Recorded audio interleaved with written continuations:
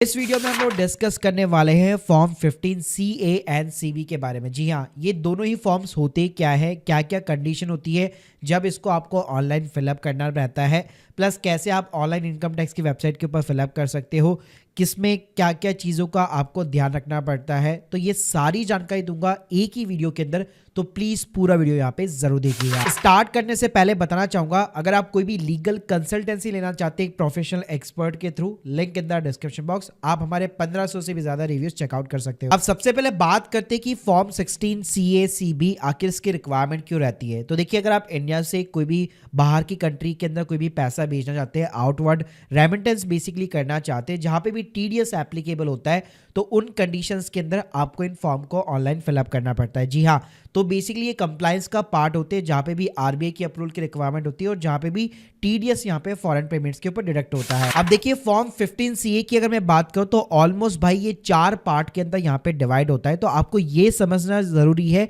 कि कौन सा पार्ट किस चीज़ के ऊपर यहाँ पे एप्लीकेबल होता है। तो देखो, सबसे पहले अगर मैं पार्ट A की बात करूं, तो अगर आपका remittance amount less than 5 lakh rupees है, जहां पे TDS एप्लीकेबल है बेसिकली, और जहां पे जैसे यूज केस बताना चाहूँ, मान लीजिए आप किसी फॉरेन कंसल्टेंट को पैसा भेजना चाहते हैं, फ्रीलांसर हो गया, कोई सॉफ्टवेयर लाइसेंस के लिए हो गया, अंडर द 5 लाख रुपीज़, और जहां पे TDS एप्लीकेबल है, तो उस केस में आप पार्ट A को फाइल कर सकते हैं। अब पार्ट B जो होता है, अगर आपका remittance amount more than 5 lakh rupees है, TDS भी एप्लीकेबल है, और उसके साथ में अगर आपके पास लोअर TDS का AO से सर्टिफिकेट है, तो उस केस में आप पार्ट B को फाइल कर सकते हो। इसका एक सिंपल सा एग्जांपल देना चाहूँ, मान लीजिए आप किसी को पैसे आउटसाइड द इंडिया यहाँ पे ट्रांसफर कर रहे हैं, TDS भी वहाँ पे एप्लीकेबल है, लेकिन उस कंट्री के साथ में डबल टैक्सेशन अवॉइडेंस एग्रीमेंट बना हुआ है, तो उस केस में असेसिंग ऑफिसर को रिक्वेस्ट करके आप जो है अपना TDS कम करवा सकते हो। तो अगर आपके पास ऐसा कोई सर्टिफिकेट है उनसे, तो आप पार्ट B को यहाँ पे फाइल कर सकते हो। अब जो पार्ट C होता है, अगर आपका remittance amount more than 5 lakh rupees है, TDS भी एप्लीकेबल है,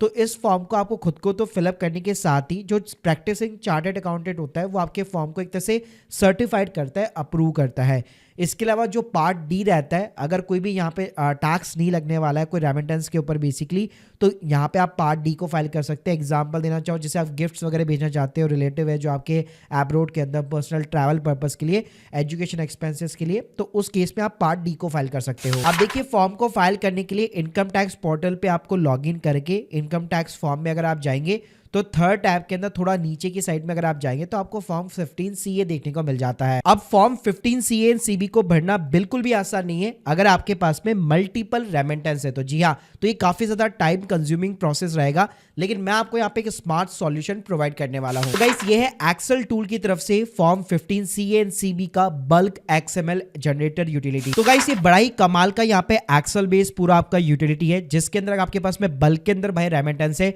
सिंपली नाम लिखो, पैन कार्ड के डिटेल्स डालो, एड्रेस के डिटेल्स डालो, और गाइस जितने भी यहाँ पे कोड्स होते हैं, बेसिकली फॉर्मेट्स होते हैं, उन सभी को वैलिडेट करता है प्रॉपर तरीके से, और आपको फ्रैक्शन ऑफ दी सेकंड्स में बल्क के अंदर XML जनरेट करके देता है मल्टीपल रेमिटेंस की। गाइस, आप एक्सेल शीट से डायरेक्टली डेटा इंपोर्ट करके बल्क के अंदर अगर फॉर्म प्रिपेयर करना चाहते हो, ऑटोमेटिकली XML जनरेट करना चाहते हो, सारे फॉर्म्स का ARN एक ही डैशबोर्ड पे ट्रैक करना चाहते हो, नए जो इनकम टैक्स स्कीम है उसके साथ ये 100% कॉम्पिटेबल है, डेस्कटॉप बेस्ड भाई एप्लीकेशन है, तो सिक्योरिटी का कोई यहाँ पे रिस्क नहीं है, unlimited data XML records, data validation, और ये सारी चीजें भाई आपको मिलती है एक्सेल टूल के साथ। सो गाइस, देर किस बात के, link in the description box, जहां से आप आज ही अपना सॉफ्टवेयर डाउनलोड कर सकते हो। चलिए बात करते हैं इसको, अगर आपको ऑनलाइन जो है मैनुअल फिलअप करना है तो आप कैसे कर सकते हो। तो यहाँ पे जैसे मैंने फाइनेंशियली अपना सेलेक्ट कर लिया, ऑनलाइन मोड रखा, सिंपली कंटिन्यू बटन पे क्लिक करूंगा, लेट्स गेट स्टार्टेड। तो यहाँ पे आप देखेंगे आपका जो फॉर्म 16 ये होगा, उसके चारों के चारों यहाँ पे पार्ट ओपन हो जाएंगे। तो स्टार्टिंग ऑफ द वीडियो मैंने जो भी बताया था उसके अकॉर्डिंग जो भी पार्ट आपके ऊपर एप्लीकेबल है,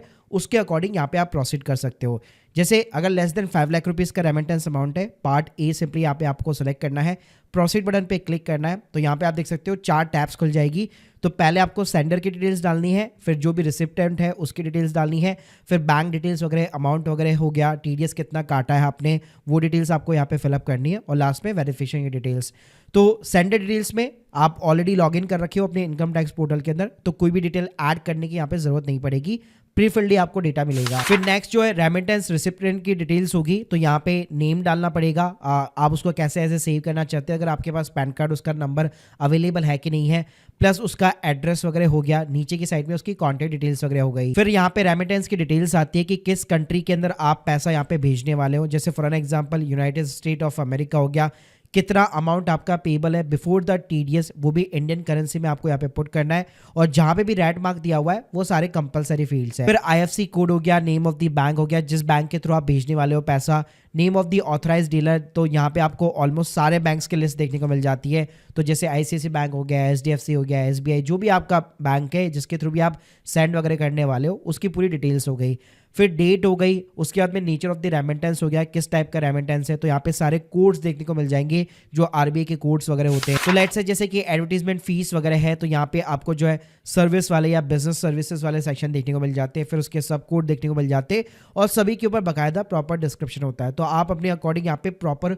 कोड वगैरह को सेलेक्ट कर सकते हो, जिस भी पर्पस जो रेमिटेंस जो कोड होता है जिसके अंदर आपने पैसा भेजा हुआ है। फिर जितना भी अमाउंट है टीडीएस का और जिस रेट से आपने टीडीएस को डिडक्ट किया हुआ है, वो चीजें यहाँ पे आपको मेंशन करनी रहती है और जिस डेट को आपने डिडक्ट किया है टीडीएस, वो आपको यहाँ पे मेंशन करना होता है। उसके बाद में लास्ट में वेरिफिकेशन की टैब आती है। सिंपली आप यहाँ पे चीजों को कंफर्म कीजिए, अपने फादर मदर का नाम डालिए, प्लेस डालिए, सेव कराइए और लास्ट में जाके यहाँ पे आपको प्रोसीड टू ई वेरीफाई करना है, जहाँ पे आपको एक आधार ओटीपी डालना है और आपका ये फॉर्म 15CA जो होता है पार्ट ए होता है वो सबमिट हो जाएगा। सबमिट होते ही आप देखोगे आपका यहाँ पे प्रॉपर तरीके से एक एक्नॉलेजमेंट नंबर वगैरह सब कुछ यहाँ पे जनरेट हो जाएगा। अब देखिए पार्ट अगर मैं बी की बात करूँ तो बी को फाइल करने से पहले एओ ऑफिसर से आपको लोअर टीडीएस वाला सर्टिफिकेट लेना पड़ेगा, तभी जाके आप पार्ट बी को फाइल कर पाओगे। यहाँ पे भी अगर मैं समराइज करना चाहूँ, डिटेल्स वही है, सेंडर की है, रिसिपिएंट की डिटेल्स है, रेमिटेंस डिटेल्स है, बस यहाँ पे ना एक एडिशनल शेड्यूल ऐड हो जाएगा एओ की ऑर्डर डिटेल्स के साथ। जी हाँ, तो मैंने जैसे बताया अगर आपके पास में ऑर्डर का लेटर वगैरह है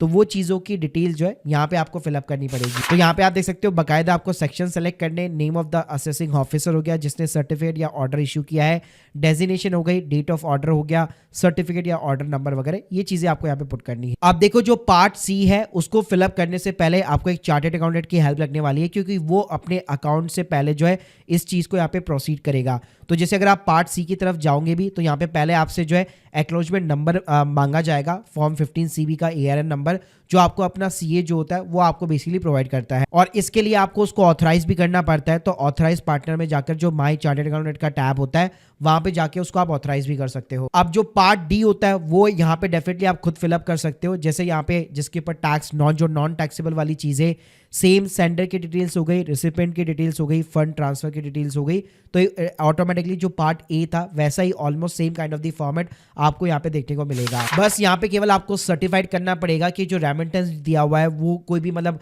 provision of the income tax के अंदर कोई भी टैक्स चार्जेबल यहाँ पे नहीं है। तो गाइस इस तरह से सभी के अंदर almost same kind of the procedure रहता है, केवल पार्ट बी और सी के अंदर आपको ध्यान में रखना पड़ेगा। बी के अंदर एओ का एक एडिशनल डिटेल जाएगा और सीए के लिए आपको एक प्रैक्टिसिंग चार्टर्ड अकाउंट की हेल्प लगने वाली है। So guys hope you like this video, please subscribe our channel. अगर आपको कोई भी यहाँ पे सर्विस की या कंसल्टेंसी की रिक्वायरमेंट है, link in the description box. और यहाँ पे जो है फॉर्म 15CA CB का जो है बल्क जो जनरेटर था जो मैंने आपको वीडियो के अंदर एक्सप्लेन किया था, उसको अगर आप डाउनलोड करना चाहते हैं एक्सेल टूल की तरफ से, लिंक मैंने ऑलरेडी डिस्क्रिप्शन बॉक्स में प्रोवाइड कर रखी है। Thank you guys, thank you very much.